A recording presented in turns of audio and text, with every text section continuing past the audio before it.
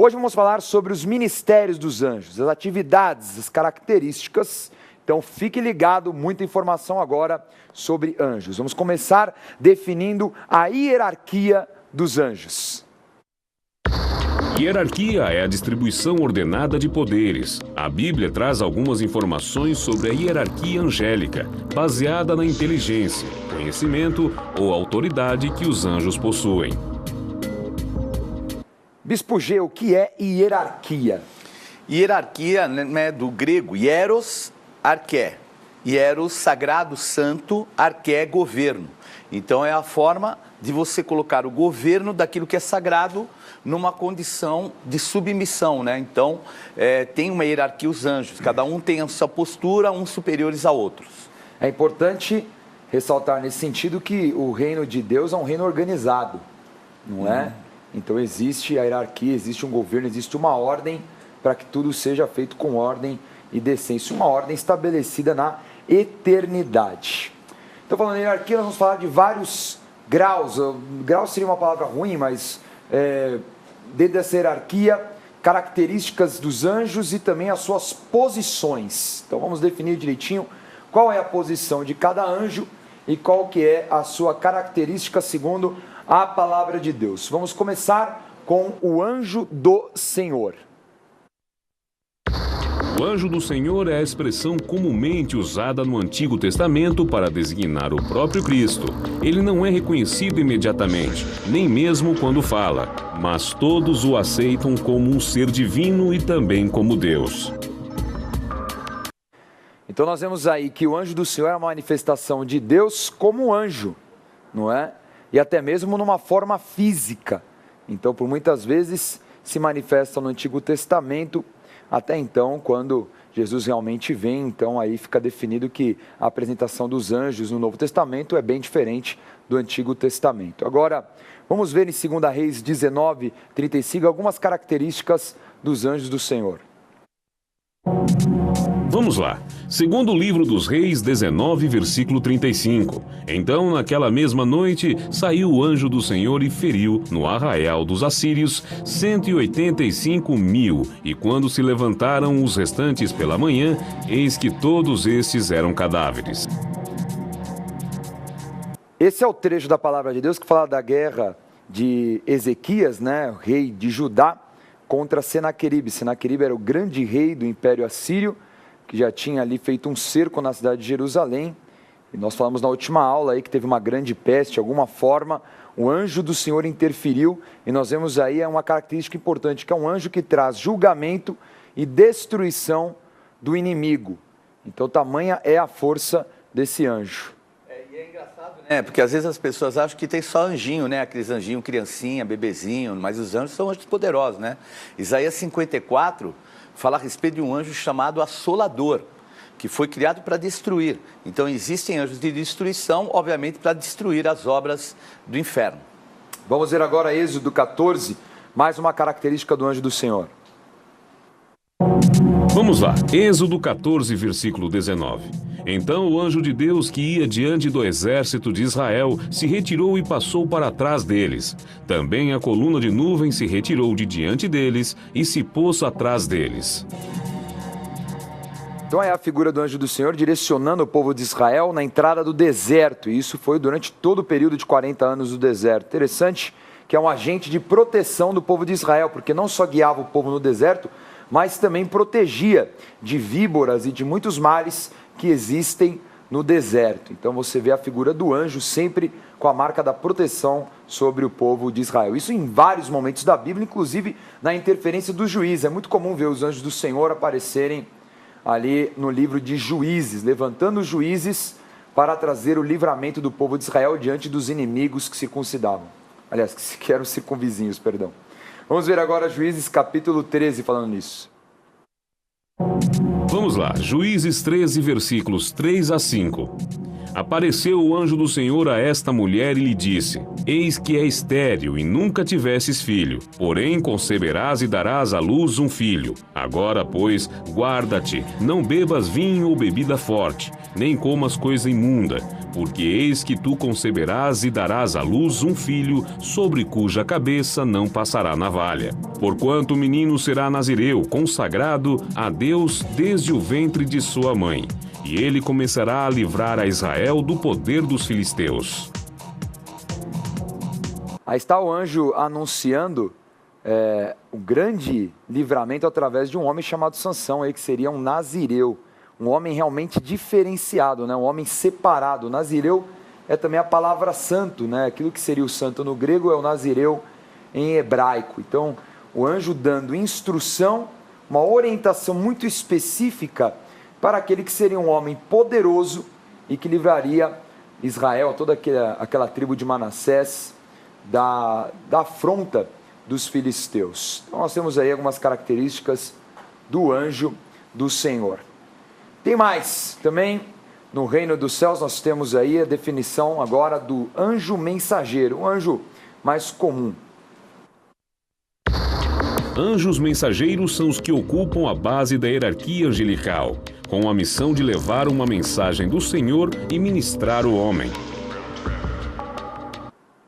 Então nós vemos que são aí os anjos que fazem toda a base da hierarquia celestial, anjos que têm a função de ministrar, que são os mensageiros, e nós vimos isso também na passagem de Lucas, aí já nessa interferência, o anjo Gabriel trazendo uma informação importantíssima, tanto para Isabel, como também para Maria.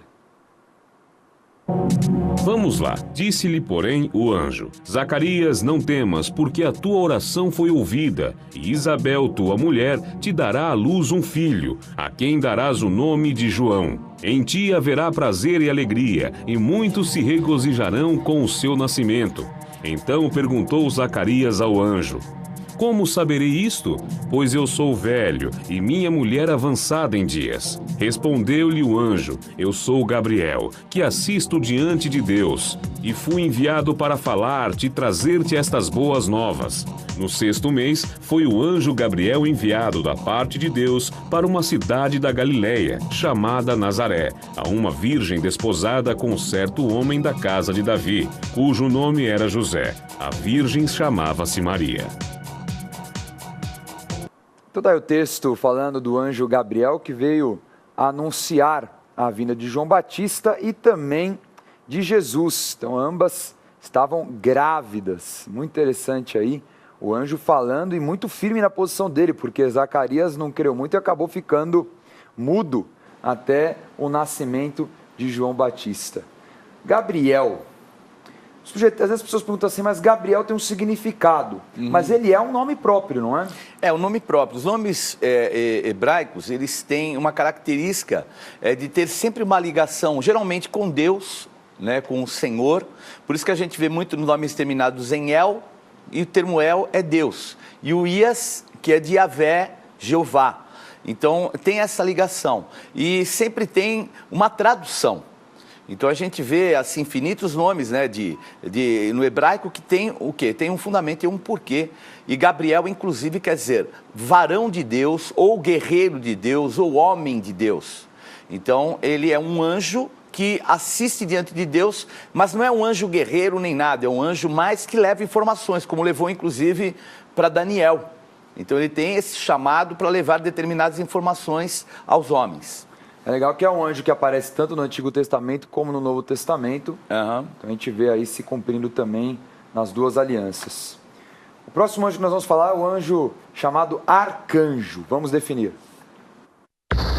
Arcanjo é um anjo que exerce governo e autoridade, comumente associado à guerra espiritual. Então um arcanjo muito forte, o que logo vem à memória é o arcanjo Miguel. Miguel, não é? Que é o arcanjo que, vamos dizer assim, é o principal anjo do povo hebraico, hebreu, e também, obviamente, nos assiste também, né? Então, a palavra arcanjo é arqué, angelos, então é governo, quer dizer, alguém que exerce um domínio e é um anjo.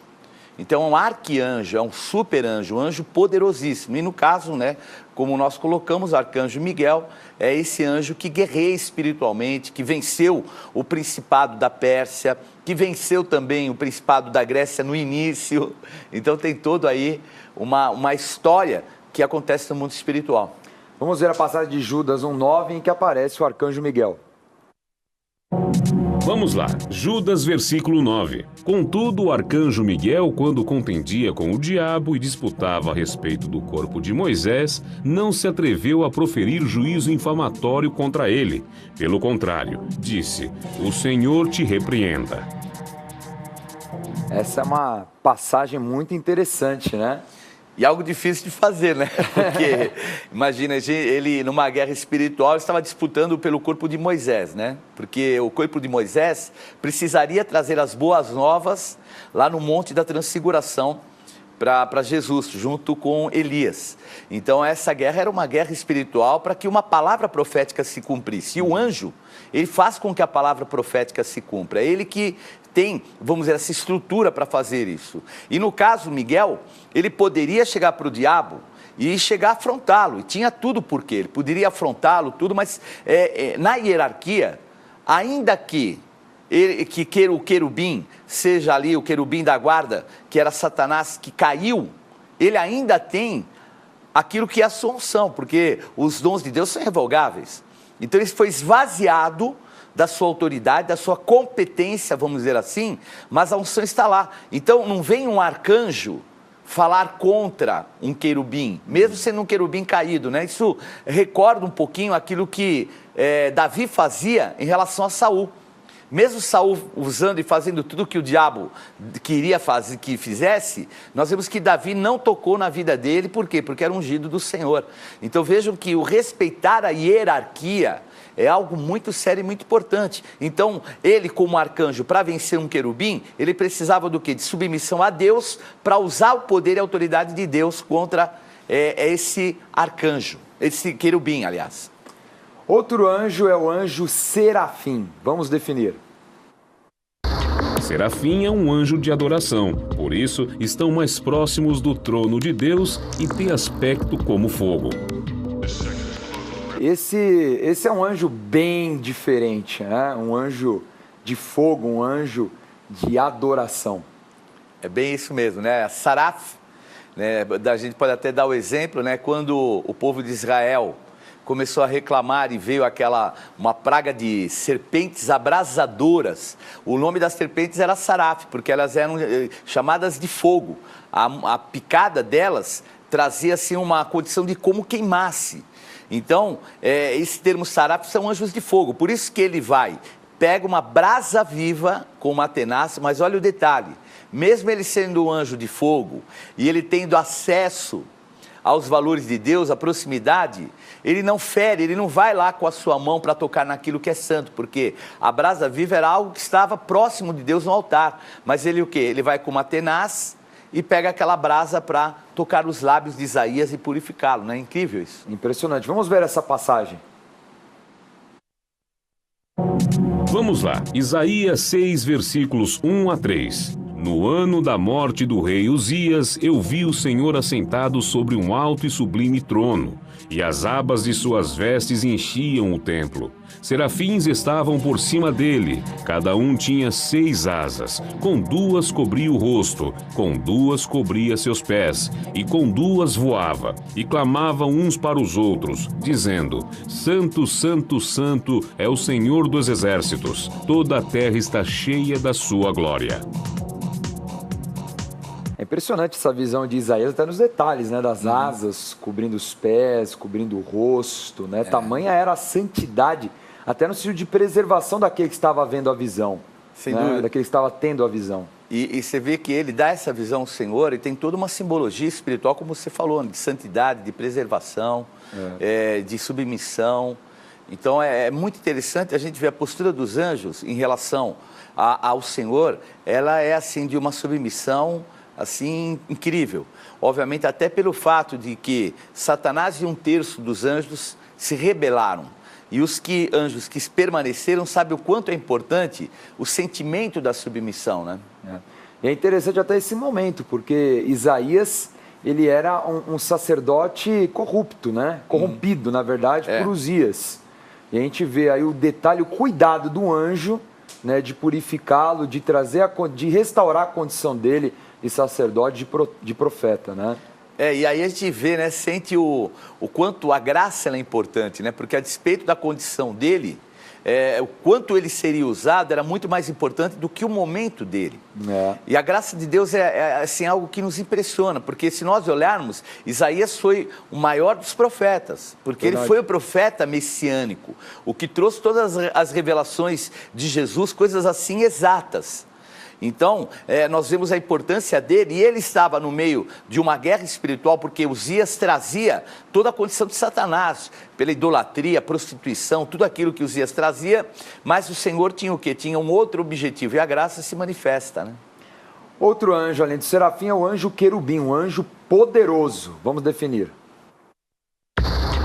É um anjo com grande força e poder, sendo assim um guardião nas regiões celestiais.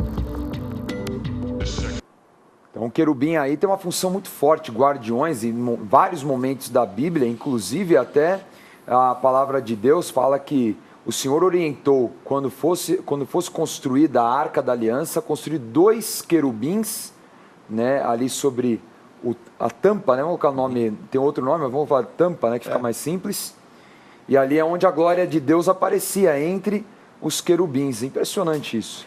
Porque a ideia era a seguinte, ali era chamado escabelo do trono de Deus, né, onde ficariam, entre aspas, os pés de Deus, com os anjos ao redor. Então essa figuração ela era muito importante, ter os querubins ali ao redor, como se fosse a base do trono de Deus, e ali o escabelo dos pés do Senhor. Agora, o interessante em tudo isso é que os querubins, eles são tão poderosos que até num salmo coloca assim, que Deus cavalgava sobre um querubim. Então, a ideia, obviamente, é uma ideia figurativa, mas nós vemos na Bíblia que os maiores poderes que existem ligados a cavalo. Então, o cavalo é um dos poderes grandes, símbolos de poder grande da Bíblia. Então, mostrando que o querubim, entre aspas, seria um cavalo de Deus, quer dizer, algo que é poderoso, a ponto de estar muito próximo do Senhor. É muito comum ver no livro de Ezequiel, principalmente, muitas dessas figuras, né, dos querubins, dos anjos, né, muitas visões. Ezequiel é um profeta que teve muitas visões nesse sentido. Vamos ver aí em Gênesis 3:24, é a figura do querubim. Vamos lá, Gênesis 3, versículo 24. E expulso o homem, colocou querubins ao oriente do jardim do Éden, e o refulgir de uma espada que se revolvia, para guardar o caminho da árvore da vida. É a primeira vez que aparece o querubim, né? Logo ali definindo ao homem que não teria mais acesso ao jardim do Éden em virtude do pecado. Muito bem.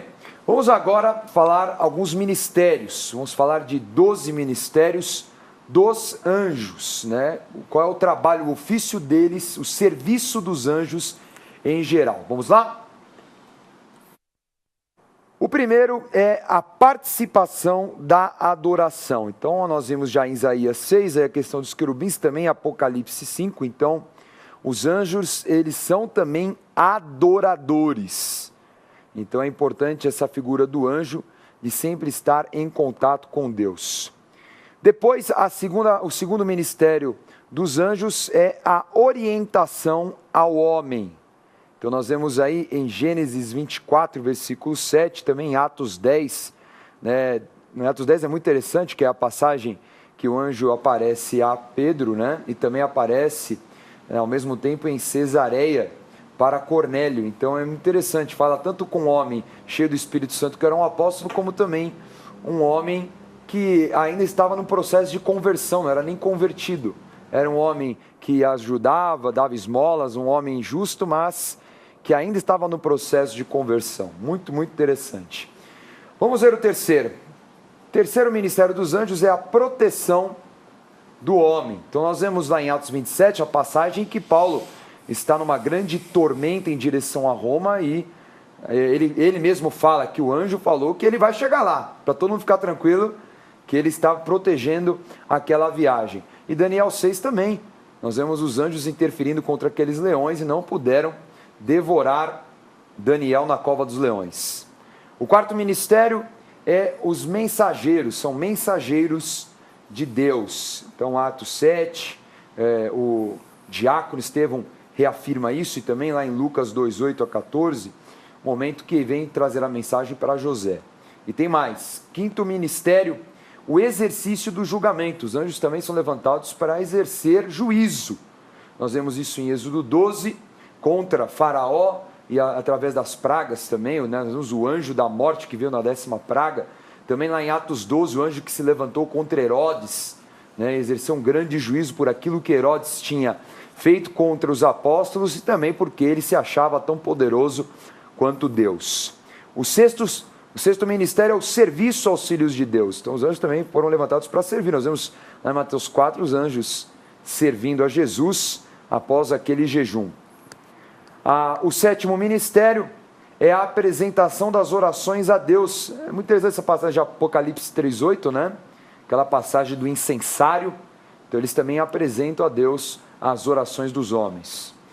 O oitavo ministério que está lá em Gênesis 21:17, também 1 Reis 19, que é da provisão.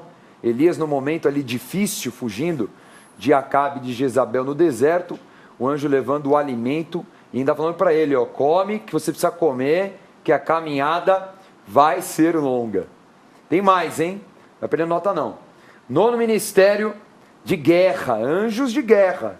Já lemos aí 2 Reis 19, também 2 Reis 6, uma passagem impressionante de Eliseu ali, né, em Dotã, em que os sírios vieram para capturá-lo e um exército de fogo nos céus interferindo a favor de Eliseu e do seu servo.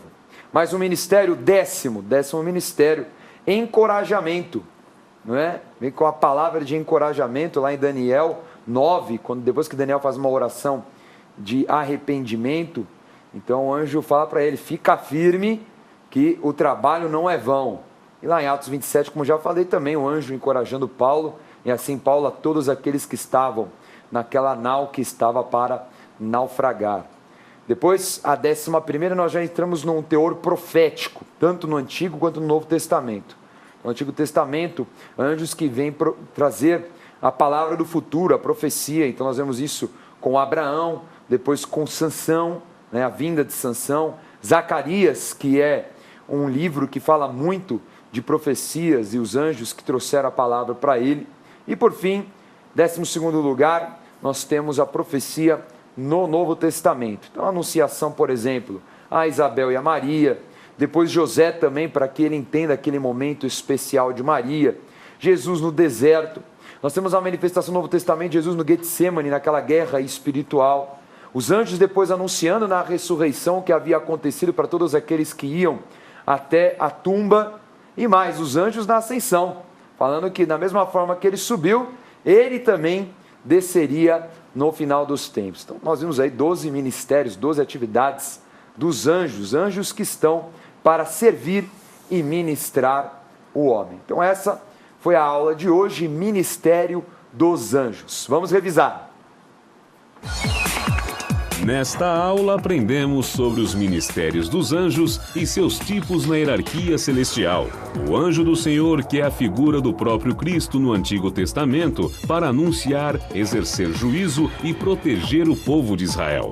Os anjos mensageiros são os que ocupam a base da hierarquia angelical, com a missão de levar uma mensagem do Senhor e ministrar o homem. O arcanjo é um anjo que exerce governo e autoridade, comumente associado à guerra espiritual. Serafim é um anjo de adoração, por isso estão mais próximos do trono de Deus e têm aspecto como fogo. Querubim é um anjo com grande força e poder, sendo assim um guardião nas regiões celestiais. Ainda vimos as atividades dos anjos na Bíblia: participação da adoração, orientação ao homem, proteção do homem, mensagem de Deus, exercício do julgamento, serviço aos filhos de Deus, apresentação das orações a Deus, provisão, guerra, encorajamento e profecia.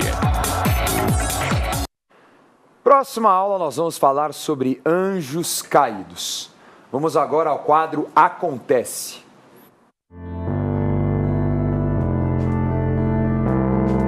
Não perca a oportunidade de se aperfeiçoar mais no conhecimento da Palavra de Deus e desenvolver seu ministério. Participe dos cursos do Centro de Estudos Apostólico. Para mais informações, acesse ceaapostólico.com.br ou entre em contato pelo telefone 11 3203 0641.